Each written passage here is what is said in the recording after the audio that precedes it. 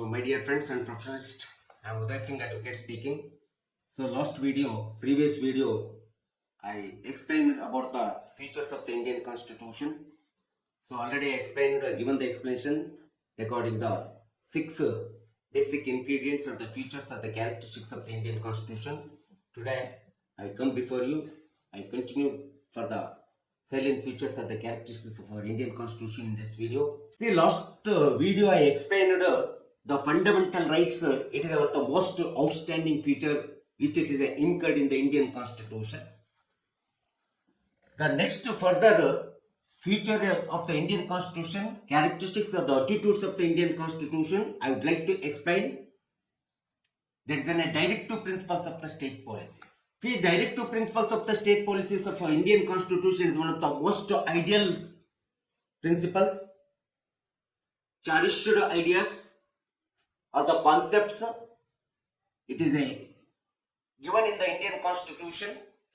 You know that the Constitution Article 36 to 51, Chapter 4th of the Indian Constitution, which it has been provided as directive principles of the Indian Constitution. See, the concept of the ideas of the directive principles of the Indian Constitution, you know that it is not originated in our Indian Constitution. We have been brought from the Irish Constitution, adopted by the Switzerland Constitution. Ultimately, we have followed the directive principles of state policies. It is incorporated the Indian Constitution. See, directive principles means it is nothing but the moral principles, ethical principles, which it is a constitution gives the direction to both the central and state government for the development of the state, welfare of the state, enhancement of the state, look after the welfare of the state, or certain ethical, moral directions. It has been given by the constitution to the central as well as state government and as well as the people. The moral principles, it is the most essential required for in the democratic state, the welfare of the state, welfare interest of the state, well-being of the people. It has to be everyone, either the union government or the state government. We must have to follow the directions of the constitution, moral principles of the constitution, ethical principles of the constitution. See, the directive principles of state policies is a most helpful to given the scope for the establishment of the economic democracy in our state. But whereas the fundamental rights, you know that it has been provided the establishment of the political democracy. The Constitution Article 36 to 51A up to the fundamental duties. See, it is refers to us the directions. It is given by the Constitution. We must have to implement and execution is essential. See, moral principles, ethical principles, there is any socialistic principles is there, Gandhian principles is there, economic principles is there. There are the different types of the directive principles of state policies. It is given, it is incurred, it is given the explanation regarding the provisions of the Indian Constitution. It has to be implemented, execution. It is a moral duty of the every central and state government. See, directive principles, if there is no objection, it never be made by the law. There is no legal enforceable principles, but morally execution, implementation of the principles, the directive principles of state policies. For example, so intoxication of the drinks is dangerous to the health, dangerous to the not only the individual person, it is dangerous to the family, and it has been dangerous to the as well as the society also.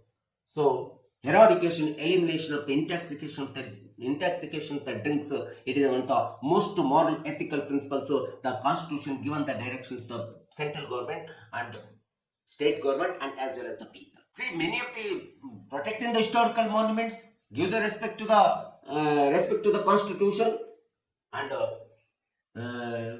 give respect to the national flag, national anthem. These are the fundamental duties.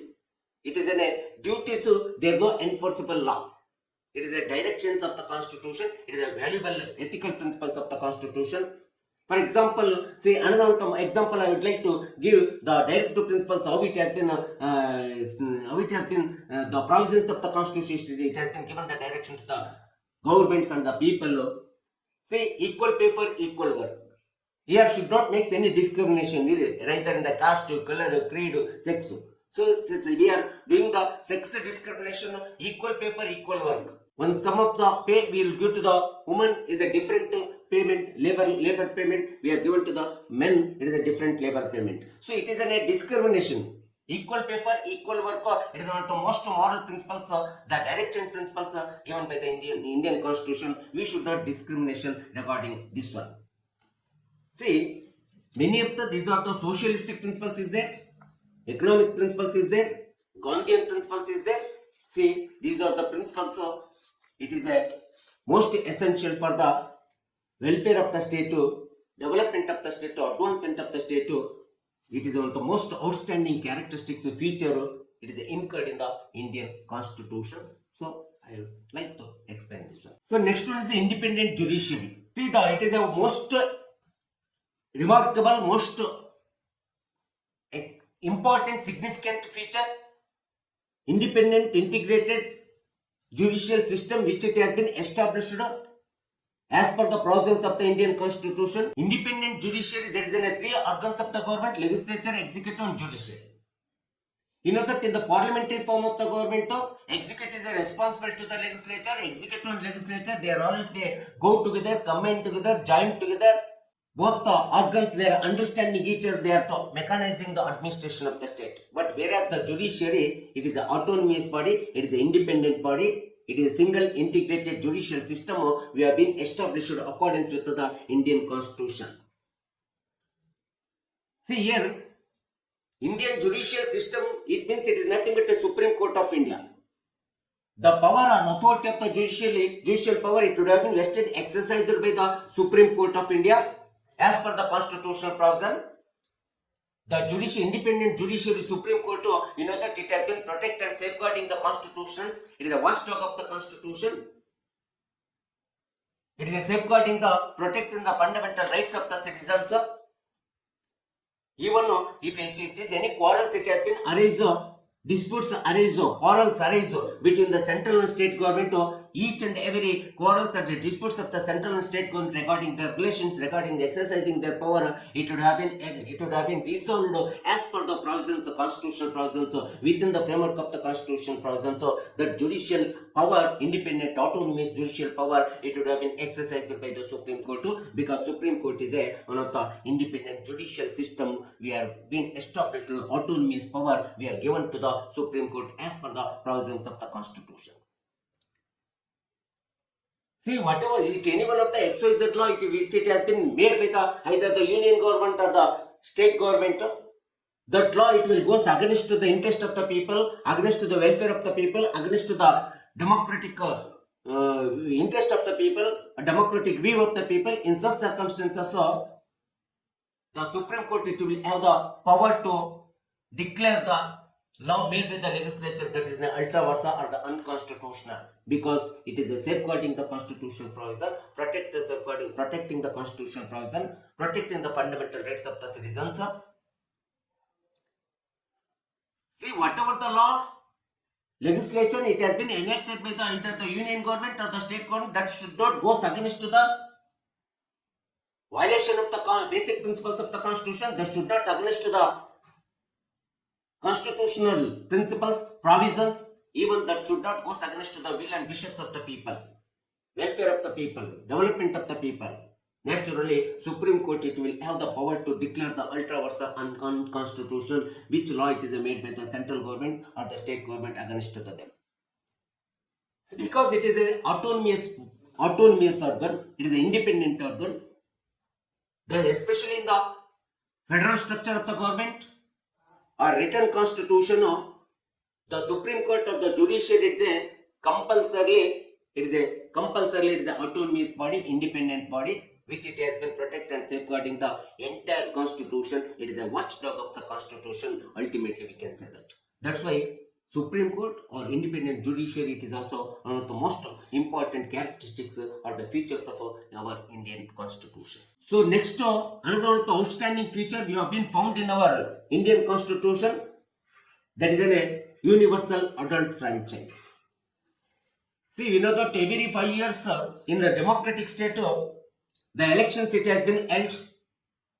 In every 5 years general election, the people, we shall have the right to exercising the right to vote. It is one of the political right. See, exercising the right to vote, it is a universally given as a one of the political right. The universal adult franchise, irrespective of those who are completion the 18 years, irrespective of the making any discrimination on the basis of the caste, color, creed, sex, religion, rich, poor. See, every citizen we shall have the right to exercising the right to vote at the time of the general election every 5 years. So it is a universal adult franchise. Only lunatics and criminals, those who are come under the criminal, even those who are convicted as per the criminal cases, even abroad, we are not given to the right to vote as per the political right. But within the territorial area, those who are resided as a Indian people, so irrespective of the making any discrimination, caste, color, creed, sex, religion, rich and poor, we are given to the universal adult franchise, that is an exercising the right to vote. So it is one of the most important nature or ingredients or the characteristics of our Indian Constitution. Next to single citizenship. Single citizenship means it is one of the essential feature. It is incurred in the Indian Constitution. Already I said that ours is the union of the state, strong central government, weak state government. Even though we are having the federal structure, we are given the distribution of the power, both the distribution allocating the power to both the central and state government. But as per the provisions of the Indian Constitution, we have been adopted or practicing the single citizenship. Single citizenship means only one citizenship, that is a national citizenship, there is no state citizenship as per the provisions of the Indian Constitution. The entire nation, we are having the only one citizen, that is a citizen of India. We can't say that state citizenship as with the federal constitution, federal government in American state. In American Constitution, they are given as per the provisions of their Constitution, the single citizen, he will get the dual citizenship. One is the national citizenship and the state citizenship. But in our Constitution, we are having entire state only one citizenship. The single person has to get the citizenship, that is a national citizenship, that is a citizen of India. So it is a single citizenship. It is one of the important feature of the Indian Constitution we have adopted. So last but not least, the last characteristics I would like to explain, that is an establishment of the welfare of the state. Say ultimate entire gist of the characteristics or the attitudes or the features of the Indian Constitution.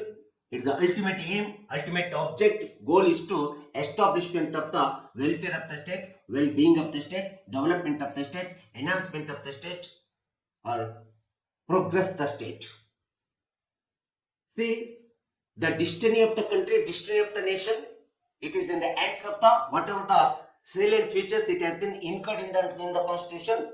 The destiny of the country, destiny of the nation, it has been determined accordance with the features of the characteristics of the Indian Constitution. That's why I would like to say that the ultimate last result, just to goal, objectives of the Indian Constitution, features of our Indian Constitution, the characteristics of the Indian Constitution, it would have been established the welfare of the state. It is the ultimate goal of the characters of the Constitution, characteristics of the Constitution. So it is enough to the main salient features of the Indian Constitution. So these are the 10 or 11 features I explained. Please, you have to watch my channel and comment me. And once again, I request with you, don't miss subscribe to my channel. Thank you for